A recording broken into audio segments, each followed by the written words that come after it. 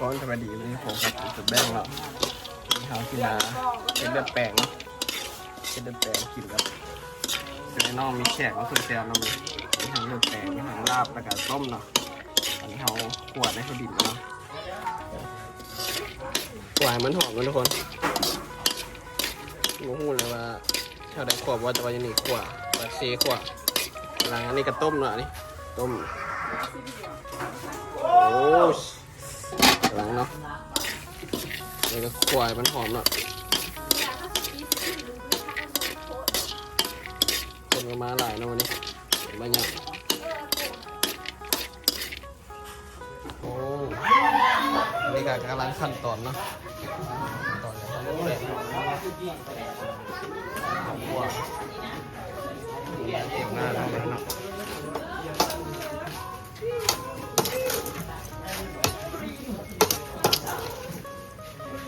ก้อยต้มต้องมีปิ้งเขาเลยเนี่ย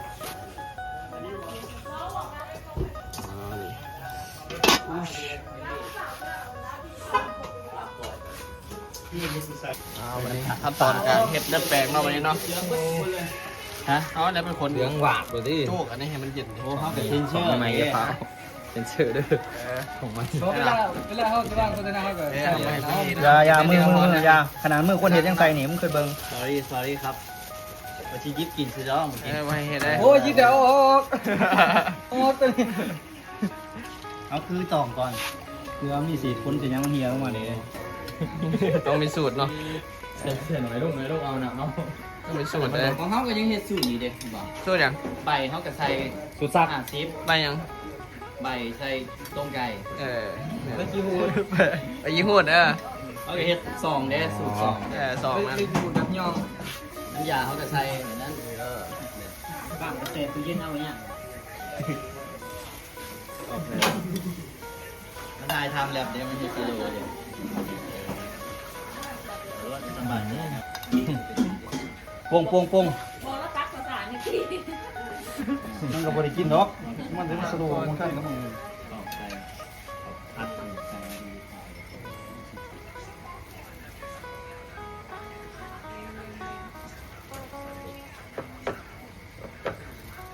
ต้มใส่บักใส่ยังวะต้มใส่บักกันมังนาว เป็นอะไรเป็นอะ แล้วก็เลือดนี่แบบแซ่บขนาด เอา นั้ มีดพาแหละเอามีดแล้วพาแล้วไปใส่ตุ่มเลย แต่อันนี้แหละแซ่บนะ ดินโอ้ยใช่ตัวนี้สูง เขาต้องขวด ตัวนี้สูงนี่ของวัดบ่นี่ ต้องขวด ในถั่วดินในบ้านเขาเลยแต่ไทยเอินตัวนี้สูง ต้องขวด นี่นะขัวก็มันจะหอมเบาแบงเป็นคนขัวเนาะ เป็นน้องหนัง เป็นเนี่ยโอ้ยมันคือว่าเป็นประเทศไทยนั่นที่ระดมเนี่ย เลือดยัง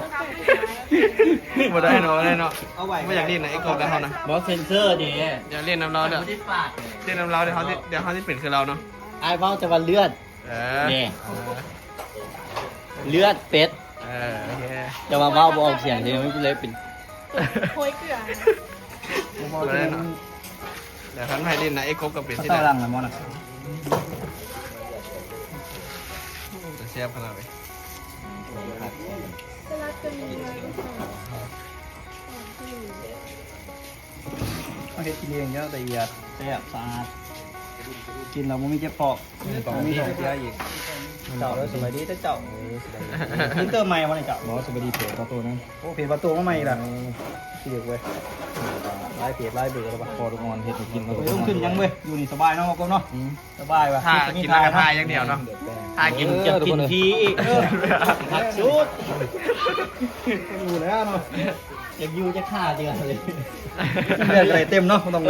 บงใครอีกร้านขายยามันเนาะ มาอยู่จะหนึ่งออกตลาดมือเดียวหนึ่ง เอาตลาดมาเดียว เดียวไอ้โชว์เบิร์ด ร้านกินขี้เป็ดขี้ไก่ขายยามันบ้าเนี่ยเงินเต็มขายยามันเนาะ คือเดี๋ยวจะได้เต็มก็ ฮะ ได้หลาย รถเต็มเลยภาษีหักไป กระเบนเห็ดฟิวเนี่ยจะ20%ใช่ไหม ผ้าเอาดูกูว่าแท้ผืนอยู่ในเขาดูกูได้ อ๋อมันจะเป็นแมนเนาะมันจะแมนเนาะมันอยู่กับอันนี้แต่งหน้า อยู่น้ำมูทรายต้องแข่งแกงเลย อันนี้ท้าแต่งหน้าอยู่ นี่เลยค่ะแล้วเรามาเองแนวนั้นเรามาคลองใจของคือแบงค์ก็ยังมาคาครีมเนาะ จะได้หลานสาวแล้ว เป็นผู้ชายที่มา ร้าน คา ค้า ครี มี ม แล้ว เป็นผู้ชาย ใส่นิ่งๆอยู่ก่อนนั่น นั่น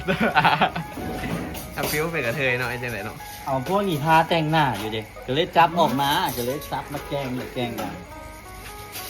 ต้องแบบ เป็น มัน ส โผม อง ม มันเกียร์ โอ้แห่งคักบาทนี่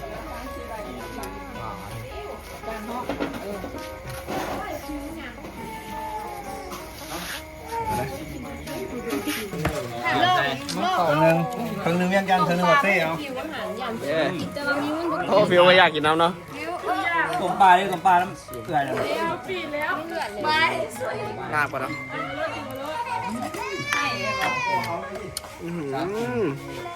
โอ้บอกดิเขาบอกอะไรเขาเลยกินเข้าไปพอแม่โอ้แปลก นี่ก็ป้าสิบแล้วแต่ไปบอลอื่น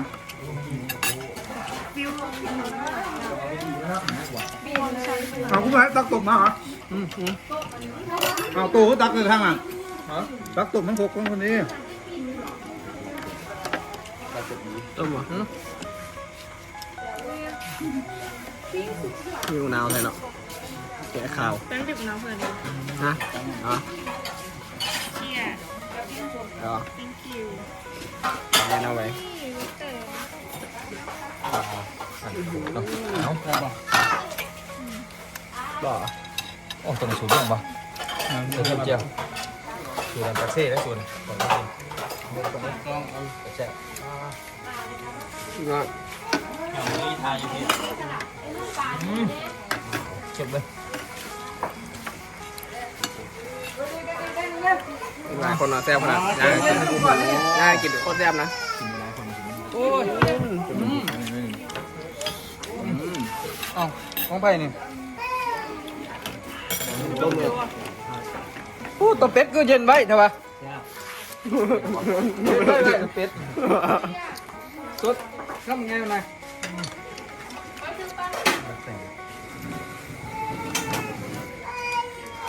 หนาวก่อน บอกว่ามันนั่งดีหนูมันจะดีแล้วต้องเอาไปหรอกมันดีนั่นแหละ งอน ทำมันหน่วยนะครับ ฮะมันก็ไอ้ครบ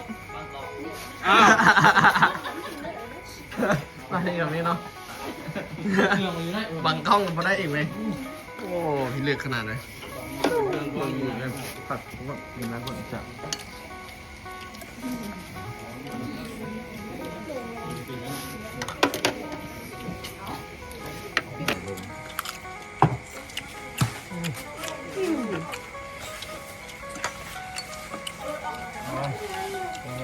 โอ้ปากเหมือนนี่เจ๊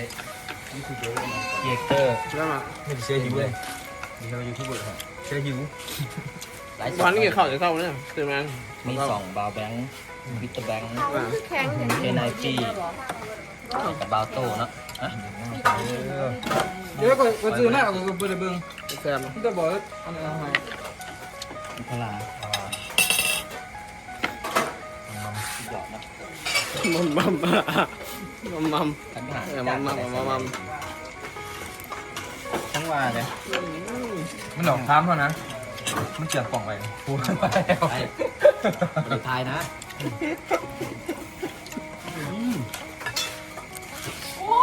พูดเรื่องหนาห้องน้ำมันกล่องมัน ไอ้เห็นยังอยู่หันทุกคน เออ เขามาได้ดิ รับป่า ป้าอ้าวมันจะผิด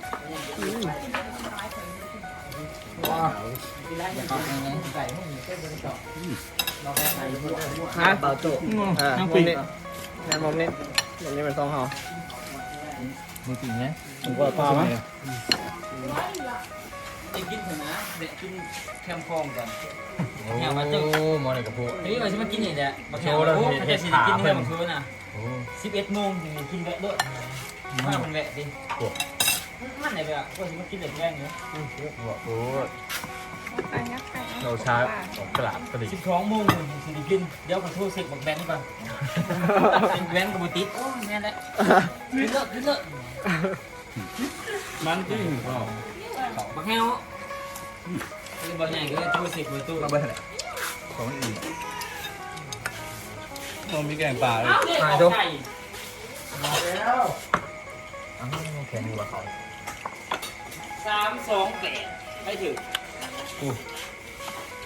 จบเลย เดี๋ยวสิแก้วให้เบิ่งเด้อ เอ็มเนาะเห็นดาวเพียวยังบ่เอ็ม ยิ้มให้แบงค์เนี่ยยิ้มยังไงก็ยิ้มแบบนี้แหละแซ่บเด้อ ได้ป่ะ ยิ้มแบบนี้นะเวลาที่มีความสุขนะ